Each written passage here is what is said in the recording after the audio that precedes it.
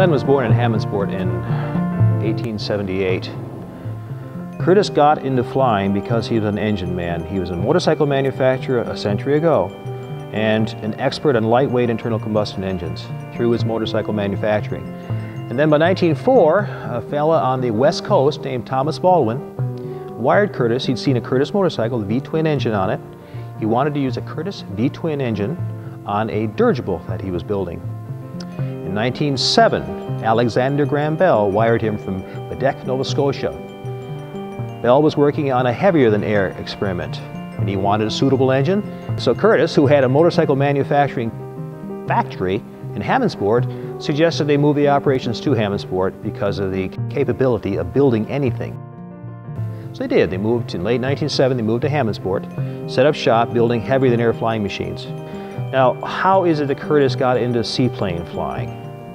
Here we are at Keuka Lake. We have miles and miles of lovely water surface. If you could develop an airplane that would fly on and off water, then you would have many, many places available to you to operate.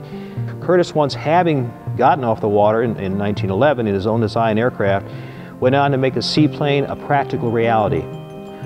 Our restoration shop completed this aircraft. It's a 1913 Model E flying boat. It's the first practical flying boat in the world. Curtiss is credited with inventing the flying boat.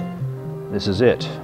This is the great-grandfather of the Spruce Goose. In 1999, we have a large fly-in to celebrate the completion of this aircraft, and pilots were invited to bring their seaplanes along to fly them.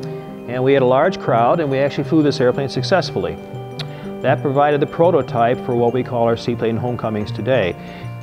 So it set the trend for having an airplane to fly every year from the museum. That was kind of the centerpiece of the event. And then we built the America. It took 3 years to build it, completing it in 2007. And we put it in the water for Seaplane Homecoming in 2007, but we're not able to fly it. The engines weren't developing enough power. So in 2008, we flew it for the public successfully the first time and repeated that again this year.